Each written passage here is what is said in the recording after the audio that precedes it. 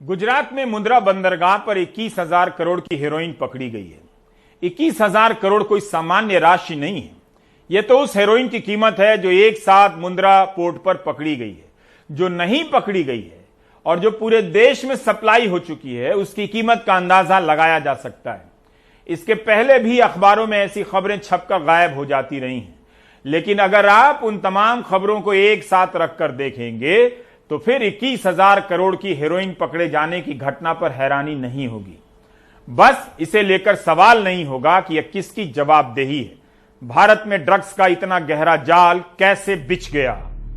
हमने पिछले 2-3 महीनों के दौरान ड्रग्स के पकड़े जाने से संबंधित कुछ खबरों के बारे में सर्च किया तो यह तस्वीर आपके सामने है।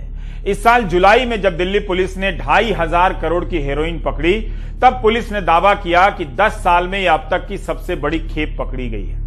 खबरों के मुताबिक इसे मध्य प्रदेश के शिवपुरी ले जाया जा रहा था, जहां की एक फैक्ट्री में इसे तराशा जाना था। जुलाई में ही महाराष्ट्र में 879 करोड़ की हेरोइन पकड़ी गई।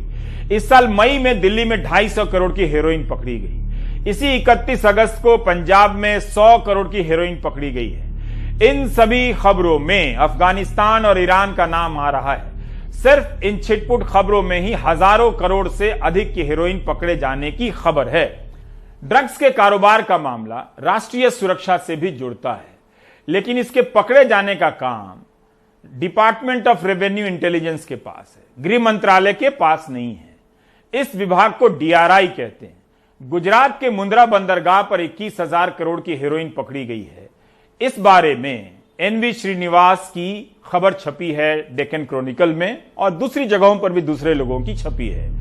इसमें लिखा है कि गुजरात के मुंद्रा बंदरगाह पर 3,000 किलोग्राम हेरोइन पकड़ी गई है। यह सुई के नोक के बराबर है।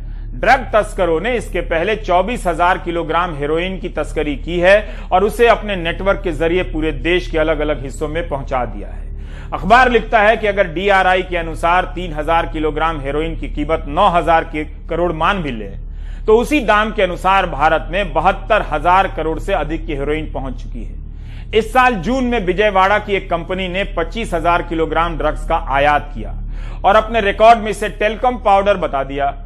अखबार ने दावा किया है कि उसके पास बहुत सारे दस्तावेज मौजूद हैं जो साबित करते हैं कि जिस ट्रक से गुजरात से दिल्ली तक इसकी ढुलाई हुई है, उसने 1176 किलोमीटर के रास्ते में एक बार भी किसी टोल गेट को पार नहीं किया है।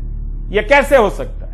क्या इसका मतलब है कि इतनी भारी मात्रा में ड्रग्स गुजरात में ही मौजूद है, या फिर इसे किसी सुरक्षित ठिकाने पर पहुंचाया जा सका है? जाहिर है इस रिपोर्ट से भी कई सवालों के जवाब नहीं मिलते हैं। इस रिपोर्ट में लिखा है कि इतनी बड़ी खेप चेन्नई के एक पति पत्नी के नाम से आई है। इससे संदेह और गहरा हो जाता है। इतनी बड़ी राशि का ड्रग्स सिर्फ 2 लोग उससे जुड़े हों, विश्वास करने के लायक नहीं है। DRI को, वित्त मंत्रालय को या किसी को भी इस मामले में विस्तृत प्रेस कॉन्फ्रेंस करनी चाहिए। मुंद्रा पोर्ट का संचालन अदानी ग्रुप करता है। इस समूह ने अपने बयान में, सार्वजनिक बयान में कहा है कि उसका काम बंदरगाह की रखरखाव करना, उसका संचालन करना है। कंटेनर में जो माल लाया जाता है उसकी जांच करने का काम उनके पास नहीं है, ना अधिकार है। यह काम दूसरी एजेंसियां करती हैं। किसी भी बंदरगाह से हजारों की संख्या में कंटेनर का आना जाना होता है और उनकी जांच करने के लिए कस्टम और तमाम जुड़ी दूसरी एजेंसियां होती हैं। कांग्रेस ने इसे लेकर आरोप लगाया है कि भारत में 2.25 लाख करोड़ की 25,000 किलो हेरोइन कहां चली गई। इसकी जांच होनी चाहिए। तो क्या प्रधानमंत्री जी जवाब देंगे? सवाल नंबर 1, 1,75,000 करोड़ के 25,000 किलो हेरोइन ड्रग्स कहां गए, जो तथाकथित तौर से जून में आए थे इसी अडानी पोर्ट से? सवाल number 2, narcotics control bureau, DRI, ED, CBI, IB, क्या वो सोए पड़े हैं, या फिर उन्हें मोदी जी के विरोधियों पर रेड डालने से फुर्सत नहीं मिल रही? सवाल नंबर 3, क्या ये सीधे सीधे देश के युवाओं को नशे में धकेलने का षड्यंत्र नहीं? सवाल नंबर 4, क्या ड्रग माफिया को सरकार में बैठे किसी सफेदपोश राजनेता का संरक्षण है?